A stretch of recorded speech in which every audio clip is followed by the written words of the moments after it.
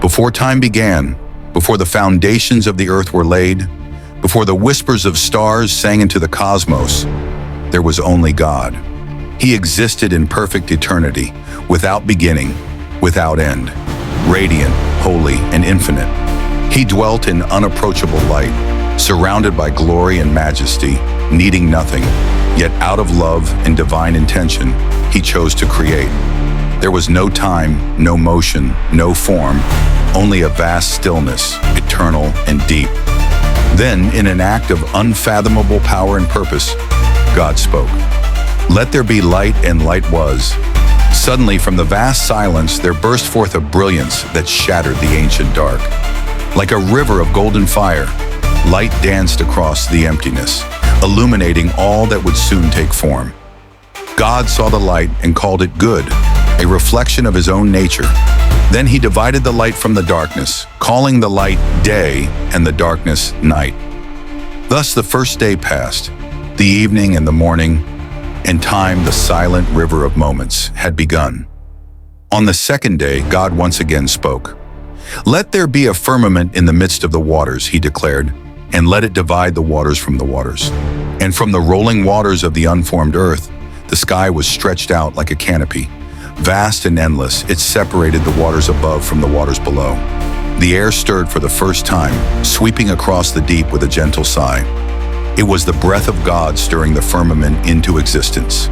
The vault above, azure and shimmering, was named heaven, and God looked upon it, and it was good. Evening folded gently over the new world, and morning followed. The second day was complete. Then God turned his attention to the waters below the sky. With a voice like thunder and calm, he spoke again. "Let the waters under the heaven be gathered together unto one place, and let dry land appear." The waters obeyed.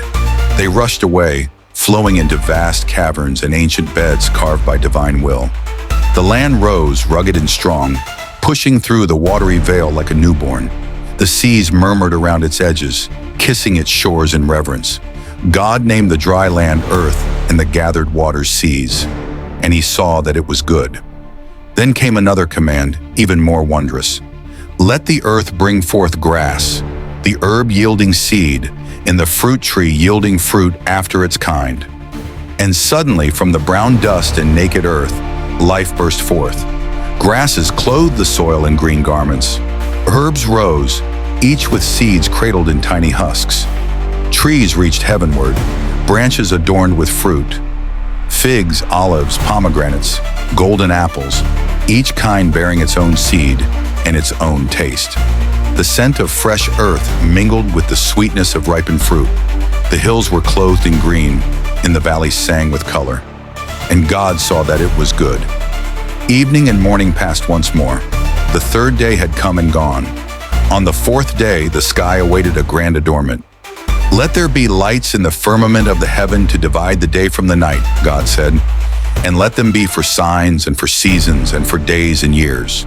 From the breath of his word, he created the sun, blazing in splendor to rule the day. It burned with power and warmth, sending light and heat to the earth below. And he made the moon, soft and silver, a ruler for the night, reflecting the sun's glory in gentle hues. Around it, he scattered the stars, innumerable, burning, eternal witnesses to his majesty. Some flared bright like beacons. Others formed constellations, patterns and shapes that would guide the wanderer. The heavens were now a theater of time. Day and night danced in perfect rhythm. The moon waxed and waned. The stars wheeled in their courses. God beheld his celestial craftsmanship and declared it good. And so the fourth day came to an end. On the fifth day, God looked upon the seas and skies and willed them to teem with motion and life. "Let the waters bring forth abundantly the moving creature that hath life," he declared, "and fowl that may fly above the earth in the open firmament of heaven." And so the waters boiled with life. Great whales glided through the deep, majestic and slow. Schools of fish shimmered like living jewels darting through coral gardens. Turtles paddled the currents, and jellyfish pulsed like silent lanterns. Above, the skies filled with wings. Birds of every kind soared, the eagle with its proud cry, the swallow with its swift flight, the dove with its gentle coo. Wings beat against the firmament, feathers catching the light of the sun in brilliant color. And God blessed them, saying, "Be fruitful and multiply, and fill the waters and let birds multiply on the earth." And so life multiplied, rejoicing in its freedom. Evening and morning, the fifth day passed. On the sixth day, the earth awaited its final inhabitants. "Let the earth bring forth the living creature after his kind," God said. Cattle and creeping things and beasts.